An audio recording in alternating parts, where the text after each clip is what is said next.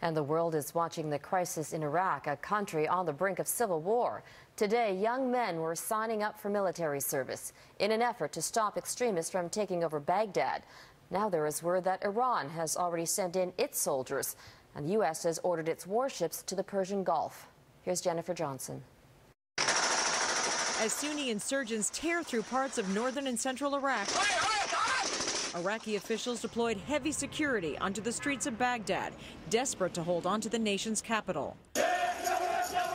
Groups of Shiite men holding weapons and flags held a rally in Baghdad's Sadr city, answering a call from the country's top Shiite cleric to fight against the ISIS militants, a brutally violent offshoot of al-Qaeda.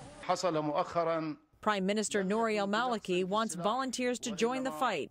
Even Iran's leaders are getting nervous. The president has vowed to help Iraq fight the militants if needed. The insurgents are heavily armed and looted over $400 million from Mosul banks, making them the richest terrorist group in the world. They are already imposing strict Islamic law in the cities they've overtaken, with deep hatred for the U.S.-backed Shiite government. There's nothing but a political solution to this.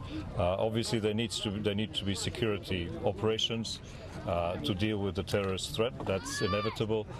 The army needs to be reconstructed. President Obama has promised no U.S. troops on the ground. We will not be sending U.S. troops back into combat. But today, the Pentagon ordered the USS George H.W. Bush and 2 guided missile ships to help in possible military operations or airstrikes. But some experts say it won't work. Hustling in more ammunition or military equipment or F-16 fighter planes is pouring money down a rat hole. The president has been under heavy criticism for pulling U.S. troops out of Iraq too soon. A complete failure right now.